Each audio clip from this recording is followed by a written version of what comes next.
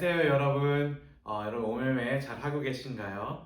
말씀을 매일매일 읽고 그 말씀을 삶에 적용하며 하나님과 동행하는 하루하루가 되기를 소망합니다.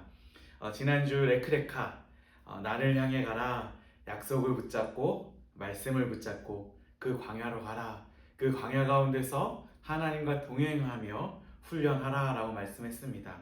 여러분 하나님의 은혜를 경험하고 계십니까? 오늘 본문은 창세기 18장부터 22장까지 읽을 텐데 바에라라는 주제를 가지고 함께 읽도록 하겠습니다. 창세기 18장 1절은 이렇게 시작합니다. 여호와께서 마므레의 상수리 나무들이 있는 곳에서 아브라함에게 나타나시니라. 날이 뜨거울 때 그가 장막문에 앉아 있다가 아멘. 아브라함에게 나타나시니라. 나타나신다는 단어가 바로 바에라입니다. 바에라는 바는 그리고라는 뜻이고 예라 라는 보다 미완료 수동태 그가 보이셨다라는 의미를 가지고 있습니다. 그가 나타나셨다.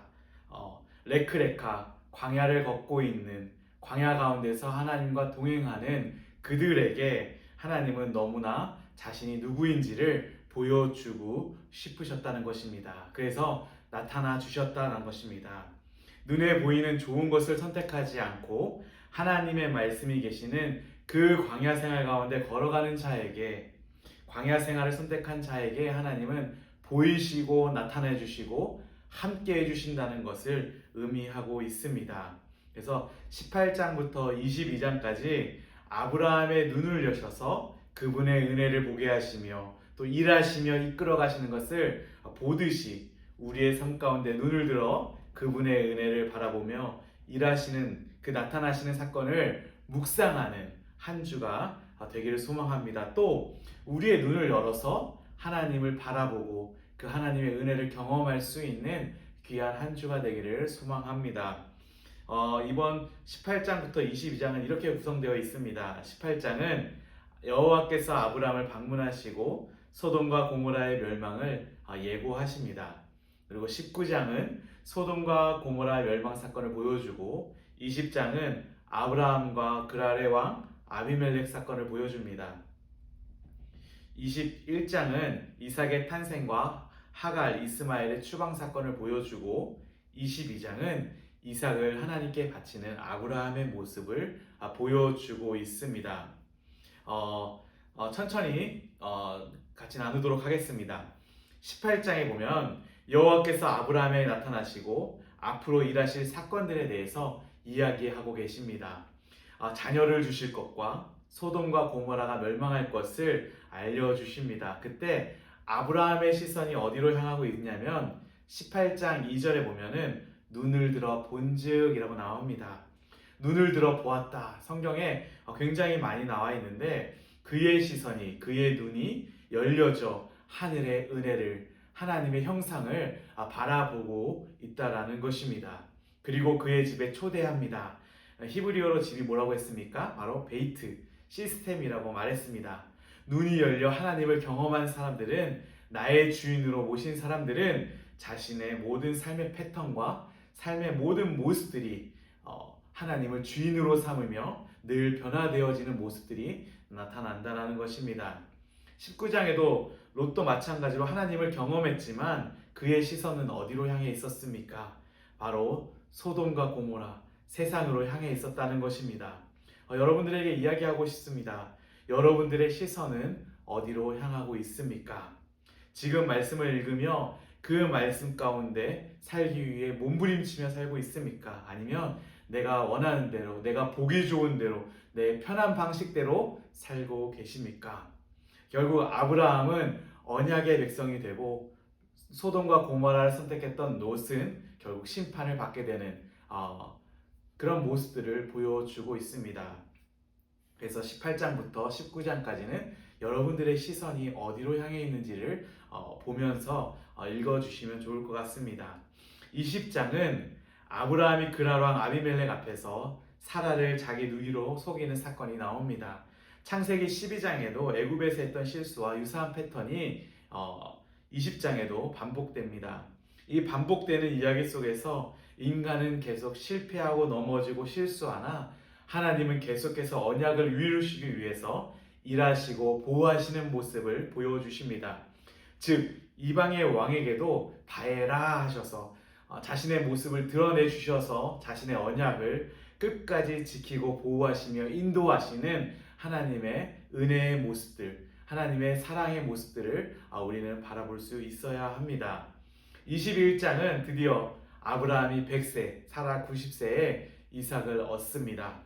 약속하신 지 25년이 지난 모든 소망과 희망이 끊어진 그때 인간적으로는 자녀를 가질 수 없는 그 나이, 불가능한 상황에서 하나님은 약속을 이루어 주십니다.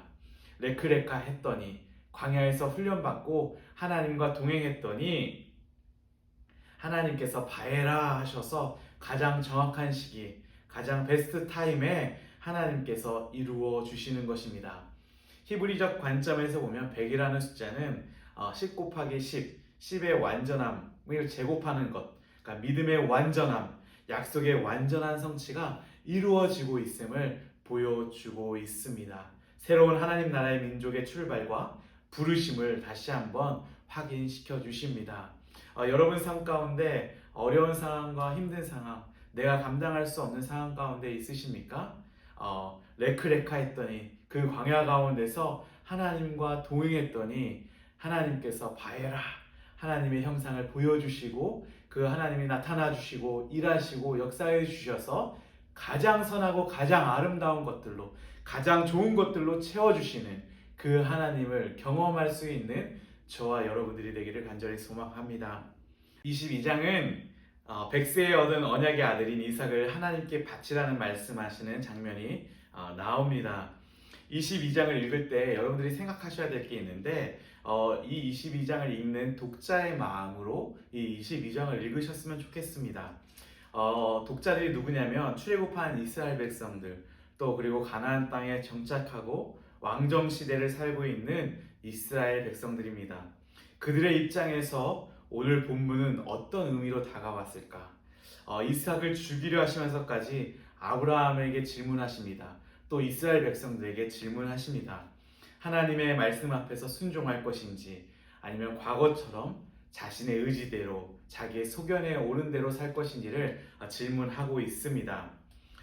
이 글을 읽는 수많은 이스라엘 백성들은 아브라함이 하나님 대신 의지하고 바라보았던 것이 결국에는 자신의 생명을 위협하고 도리어 삶을 어렵게 하는 상황 가운데 있었다는 것을 던져주고 있습니다. 이스라엘 땅이 이렇게 있습니다. 여기가 이스라엘 땅입니다. 아브라함이 처음으로 의지했던 것이 무엇이냐면 바로 엘리에셀, 자신의 종이었던 엘리에셀을 의지합니다. 근데 이 엘리에셀의 출신지가 어디냐면 아람, 아수르 요 지역입니다.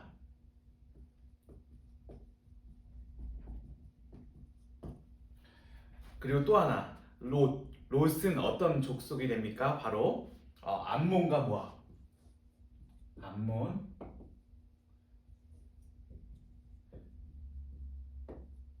모압이 되어집니다.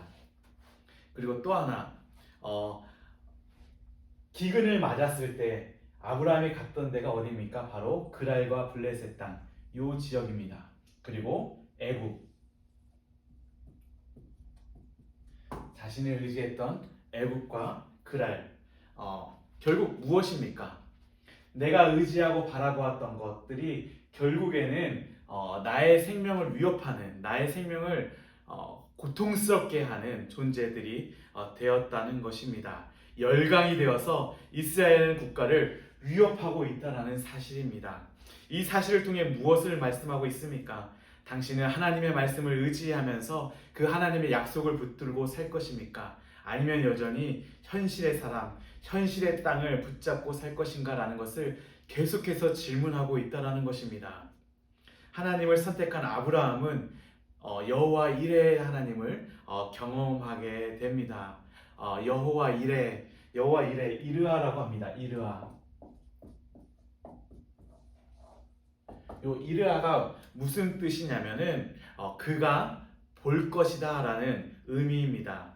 즉 하나님께서 보시고 개입하시고 공급하신다는 의미입니다. 그래서 하나님이 모든 것을 준비하고 계신다는 의미를 가지고 있습니다. 요 이르아만 본다라고 하면 우리의 삶 가운데 내가 그 광야 생활을 걸어갈 수 있는 것은 하나님이 어떠한 분이신지를 정확하게 본다라고 하면은 우리의 삶을 어떻게 책임지시고 가장 선하고 아름답게 인도하실 분이라는 것을 우리의 눈을 들어 본다라고 하면은 그 땅을 걸어갈 수 있다라는 것입니다. 그렇게 해서 하나님 앞에 모든 것을 바쳤던 아브라함은 결국 하나님께서 뭐라고 하세요? 너가 나를 경외하는 줄을 안다라고 하고 순양을 보여주시고 순양을 통해서 다시 한번 하나님을 예배하는 모습을 보여주십니다. 그 가운데서 무엇을 보여주십니까? 십자가의 복음을 보여주십니다. 우리를 대신해서 죽으신 어린 양, 그 예수 그리스도의 모습을 보여주고 있는 것이 또 이 22장의 내용입니다. 마무리하겠습니다. 아브라함의 삶을 지금까지 공부했습니다. 아브라함이 한 것은 하나도 없습니다. 모두 하나님께서 시작하셨고 하나님께서 열심으로 수고하셨으며 하나님께서 완성하셨습니다.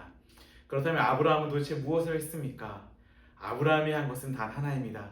하나님과 함께 걸어가는 훈련을 했다는 것입니다. 아브라함의 인생을 한마디로 정의해보면 훈련의 인생이었습니다. 첫 번째 훈련은 말씀에 순종하는 훈련이었습니다. 12장에 하나님께서 말씀을 따라 지시할 땅으로 가라, 레크레카 하라 라고 했을 때 말씀에 따라 순종하는 훈련을 했습니다. 두 번째 훈련은 환경을 초월하는 훈련이었습니다. 아브라함이 믿음으로 광야 생활을 하다가 기근이 오자 그 환경의 어려움으로 인해 애굽으로 내려가고 또 그라로 내려가게 됩니다. 사라를 빼앗기게 되는 곤욕을 당하게 됩니다. 이 훈련을 통해서 하나님은 하나님께서 일하시고 하나님께서 그 언약을 보호하시며 지켜주신다는 것을 우리 가운데 말씀하고 있습니다. 세 번째 훈련은 하나님의 때를 기다리는 훈련입니다. 아브라함과 사라는 하갈을 통해서 이스마엘을 낳음으로 하나님의 때를 기다리지 못하는 실수를 범합니다. 그럼에도 불구하고 하나님은 하나님의 때를 기다리는 훈련을 아브라함에게 원하셨습니다. 네 번째 마지막 훈련에서는 이삭을 번제로 바치는 순종을 통해서 하나님을 경외하는 훈련을 하게 됩니다. 이로써 아브라함은 믿음의 조상이라는 칭호를 얻게 되고 그리고 아브라함을 통하여 하나님의 나라가 이루어지게 되는 모습들을 우리는 보게 됩니다. 우리의 인생도 마찬가지입니다. 하나님께서 레크레카 부르셨고 광야 생활 가운데 인도하셨습니다. 그 광야 생활 가운데 바에라 하나님의 형상을 보여주시고 나타내주시며 일해주십니다. 그 일하심을 통해서 하나님의 말씀을 붙잡고 살아가면서 하나님을 닮아가며 하나님께 성숙해져 가는 그 은혜를 날마다 경험해야 하는 것입니다. 그러나 이 모든 것들이 나의 능력, 나의 힘, 나의 경험으로 하는 것이 아니라 하나님께서 도와주시고 일하시고 완성하게 하시는 그 은혜들을 날마다 우리의 삶 가운데 경험해야 하는 것입니다. 그 은혜를 경험할 수 있는 우리의 눈을 들어서 그 은혜를 경험할 수 있는 이번 한 주가 되기를 소망합니다. 이번 한 주 두 가지 정도 같이 여러분들과 나누고 싶습니다. 첫 번째는 여러분들의 시선은 어디로 향해 있습니까? 아브라함과 같이 하나님의 임재에 있습니까? 아니면 롯과 같이 세상 가운데 있습니까? 두 번째, 여러분이 의지하고 붙드는 것이 결국에는 나를 어렵게 하고 나를 힘들게 하는 것을 경험해 보셨습니까? 그렇다면 지금 이 광야 가운데서 우리가 붙들어야 될 것, 의지해야 될 것은 무엇입니까? 라는 질문과 도전을 여러분 삶 가운데 던져보시기를 부탁드립니다. 이 시간 다 함께 같이 기도하겠습니다. 사랑해 주님 감사합니다.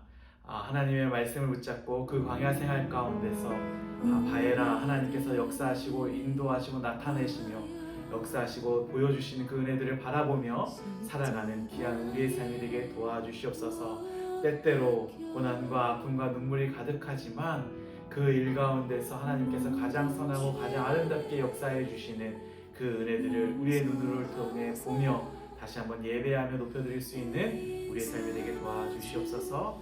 오늘 말씀 예수님의 이름으로 기도합니다. 아멘. 이번 한 주간도 오매매 하시면서 주님 안에서 승리하는 저와 여러분이 되기를 소망합니다. 감사합니다. 버리지 않고 죽기까지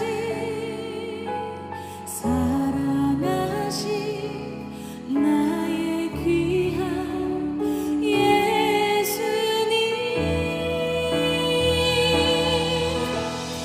내 마음의 자리,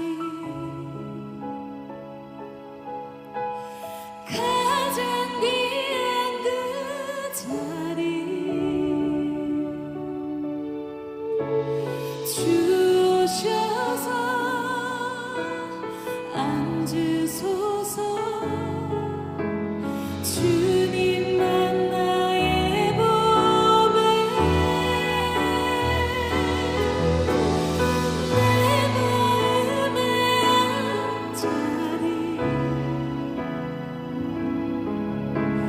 가장 귀한 그 자리, 주 오셔서 다스리소서. 주